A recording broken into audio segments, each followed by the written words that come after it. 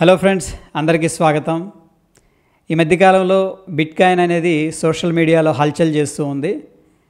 నిజంగానే చెప్పుకోవాలంటే ట్రంప్ గారు గెలిచిన తర్వాత బిట్కాయిన్ ఏకంగా 35 to 40% అనేది పెరిగింది. జస్ట్ 2-3 మంత్స్లోనే అంత పెద్ద ర్యాలీ అనేది నిజంగా గ్రేట్ అనమాట. అంటే మన నిఫ్టీ, బ్యాంక్ నిఫ్టీ కంపేర్ చేయకూడదు, కానీ యాన్యువల్గా చూసుకుంటే మనకు 25% పెరిగిందంటే చాలా ఇంప్రెసివ్, అది ప్రాఫిట్ అని చెప్పేసి చెప్పుకోవచ్చు. అలాంటిది వెరీ షార్ట్ పీరియడ్లో బిట్కాయిన్లో ఆ స్ట్రాంగ్ మూమెంట్ అనేది రావడం జరిగింది. ఎనీహౌ, ట్రంప్ గారు ఏంటంటే నేను క్రిప్టో ట్రేడర్ని, క్రిప్టో ఇన్వెస్టర్ అని చెప్పుకుంటారు, అండ్ నేను సపోర్ట్ చేస్తానని చెప్పడం, సో రీజన్స్ వల్ల పెరగడం జరిగింది. బిట్కాయిన్ చాలామందిని కోటేషన్లు అయితే చేసింది. ఎందుకంటున్నానంటే 2009లో బిట్కాయిన్ మైనింగ్ స్టార్ట్ అయినప్పుడు దాని యొక్క ప్రైసు అక్షరాలు ఏంటంటే $0. దాని తర్వాత ఒక సంవత్సరం తర్వాత $0.08, అంటే ఇండియన్ కరెన్సీలో మనం కన్వర్ట్ చేస్తే ₹3 చేంజ్ అనేది రావడం జరుగుతుంది. ఫర్ ఎగ్జాంపుల్, మనం ₹10 ఇన్వెస్ట్ చేసామనుకోండి, 3 బిట్కాయిన్లు వస్తాయి. ఫర్ ఎగ్జాంపుల్, ₹100 అనేది మనం ఇన్వెస్ట్ చేస్తే ఇప్పుడు 30 బిట్కాయిన్లు వచ్చాయి. ఇది 2010 గురించి మాట్లాడుతున్నా. సో 2010లో ₹100 ఇన్వెస్ట్ చేస్తే బిట్కాయిన్లో ఇప్పుడు దాని వాల్యూ ఎంత అంటే, ఇప్పుడు ఒక్క బిట్కాయిన్ వచ్చేసరికి మనకి 84 to 85 lakhs ఉందన్నమాట. ఎందుకంటే $1,00,000 వెళ్ళింది కాబట్టి. సో ఆ విధంగా మనం కన్వర్షన్ చేసుకున్నట్టయితే అరౌండ్ 24 to 30 crores అనేది రావడం జరుగుతుంది. ఇది ₹100 10-14 ఏళ్లలో మనకి 25 crores అవ్వడం అనేది నిజంగా ఒక రకంగా లాటరీ తగిలినట్టే అని చెప్పేసి చెప్పుకోవచ్చు. ఓకే ఫ్రెండ్స్, అయితే మనకి ఇటువంటివి ఏమైనా జాక్పాట్లు తగ్గుతాయా, ఎట్లా ఏంటి అనే దాని విషయానికి వస్తే, అయితే నేను తెలియకుండా, అంటే నేను ఏదో ఎనాలిసిస్ ఇవన్నీ చేయలేదు, అట్లా కొన్ని స్టాక్స్ అనేది అప్పుడు ఇన్వెస్ట్ చేశాను, ఏది అకౌంట్ ఓపెన్ చేసిన టైంలో. అయితే బ్యాడ్ లక్ ఏంటంటే, నేను కింగ్ఫిషర్ ఎయిర్లైన్లో బాగా ఇన్వెస్ట్ చేశాను, హెవీగా క్వాంటిటీ అనేది తీసుకున్నాను. ఎందుకు తీసుకున్నానంటే చిన్న ప్రైస్ ₹3.75 ఏముందో నాకు గుర్తుంది.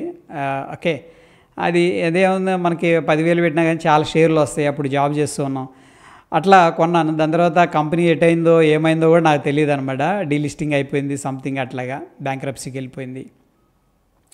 అదే తరహాలో అట్లా చాలా కంపెనీలు కొద్ది క్వాంటిటీ బై చేశాను. నా బ్యాడ్ లక్ ఏంటంటే, పెద్దగా ఏదైతే బ్యాంక్రప్సీకి వెళ్ళిపోయింది, డీలిస్టింగ్ అయితే కంపెనీలో నేను ఎక్కువ షేర్లు బై చేశాను. నాకు అక్కడ నుంచి ఏమొచ్చిందో కూడా నాకు గుర్తులేదు నిజంగా. అంటే నా బ్యాంక్ అకౌంట్కి ఏమన్నా రిటర్న్ వేసారా ఏమో కూడా నాకు తెలియదు అనమాట. అటువంటి వాటిలో కొంచెం ఎక్కువగా ఇన్వెస్ట్ చేశాను.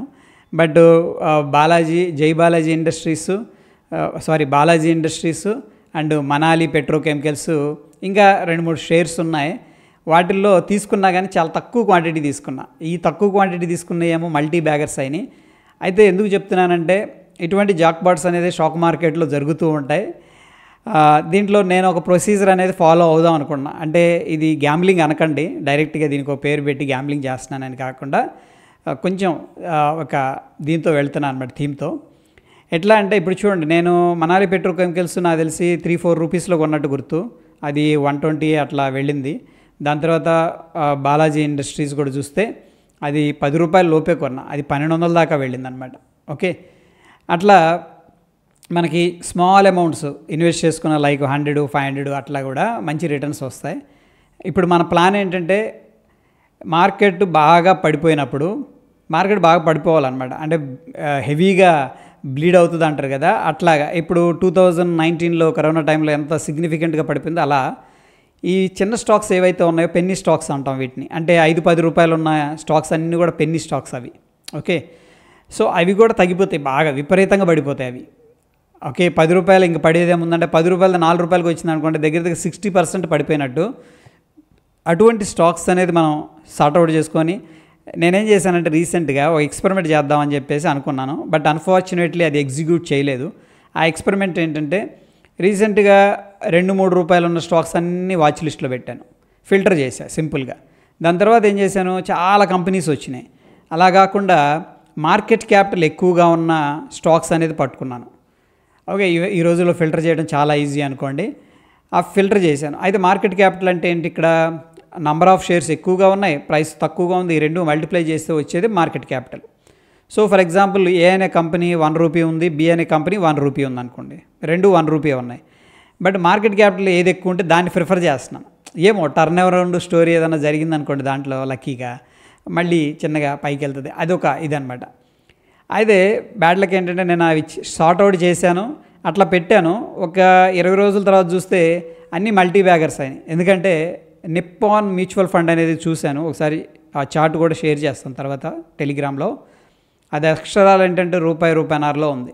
నాకు ఆ కాన్సెప్ట్ అర్థం కాలేదు. ఇది స్టాక్ మ్యూచువల్ ఫండ్ అని ఉంది, అదేమో 1 రూపీలో ఉంది. సరే వాచ్ లిస్ట్లో పెడదాం, ఎందుకంటే ఆ యొక్క మార్కెట్ క్యాపిటల్ చాలా ఎక్కువగా కనిపించింది. సరే పెడదామని పెట్టాను.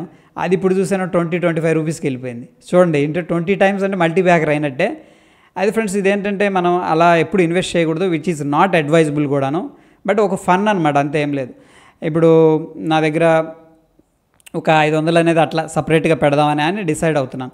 5 కంపెనీలు అనేది ఫస్ట్ తక్కువ ప్రైస్ ఉండాలి, దాని తర్వాత మార్కెట్ క్యాపిటల్ ఎక్కువగా ఉండాలి. అటువంటి ఒక 5 కంపెనీలు అనేది మనం పట్టుకొని ఒక్కొక్క దాంట్లో ఒక్కొక్క 100 రూపీస్ లేదా 200 రూపీస్ అనమాట. ఇక మ్యాక్స్ 500 రూపీస్, ఇంకంతే. 5 కంపెనీలు 2500.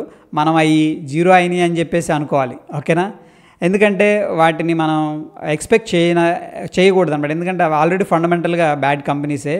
బట్ ఇట్ ఈజ్ ఫన్ అనమాట, అంటే it is all about fun, అంతే. ఓకే, దీన్ని ఆ ఫన్గానే తీసుకుందాం. మళ్ళీ దీంట్లో సీరియస్గా నేను పెద్ద లోన్ పెట్టేస్తాను, లేకపోతే నా వచ్చిన శాలరీ మొత్తం వేస్తాను, అట్లా వెళ్ళొద్దండి దయచేసి. ఇది ఒక జస్ట్ ఏంటంటే, ఇప్పుడు నేను ఒక 25,000 సంపాదించాను కష్టపడి నెల మొత్తం.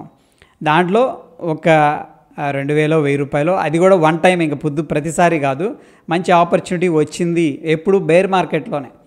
ఎందుకంటే ఆ రూపాయి ఉన్న వాల్యూ కూడా బేర్ మార్కెట్లో ఏమైతే ఇంకా కూడా తగ్గిపోయే అవకాశం ఉంది. ఆ తగ్గినప్పుడు కానీ మనం పట్టుకొని కొద్దిగా ఇన్వెస్ట్ చేసి వదిలేసామనుకోండి, అయిందనుకోండి, 10 టైమ్స్ 20 టైమ్స్ 100 టైమ్స్ కూడా అయిందనుకోండి, ఇట్ విల్ బీ ఓకే. అవ్వకపోయినా కానీ ఓకే అన్నట్టు మనం ఉండొచ్చు అనమాట. అట్లా ఒక ప్లాన్ అయితే చేస్తూ ఉన్నాను. సో దయచేసి ఏంటంటే దీన్ని గ్యాంబ్లింగ్ లాగా చూడొద్దు, అండ్ జస్ట్ ఫర్ ఫన్ అనమాట, అంతే. ఒక ఇన్వెస్ట్మెంట్ మనం అనాలిసిస్ చేస్తాం, ఫండమెంటల్గా టెక్నికల్గా అన్నీ చూసుకొని క్వాలిటీ కంపెనీస్లోనే ఇన్వెస్ట్ చేయాలి.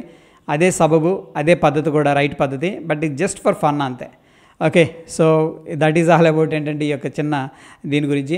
అయితే ఫ్రెండ్స్, ఇక్కడ బిట్ కాయిన్ అనుకున్నాం కదా, చాలామంది మర్చిపోయారంట. బిట్ కాయిన్ కొనేసప్పుడు ఏదో వచ్చింది, ఒక $100 $50 వేసి వదిలేసారు. అలా చాలా స్టోరీస్ అనమాట, కోట్లు సంపాదించేశారు. బట్ ఇప్పుడేమో అది కొందామంటే $1,00,000 ఉంది.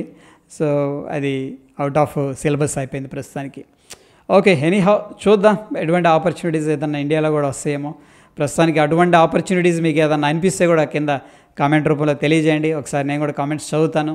సో రియల్గా నాకు పాసిబుల్ అనిపిస్తే కూడా నేను కూడా ఎక్స్ప్లోర్ చేస్తాను. So that's it friends, thank you.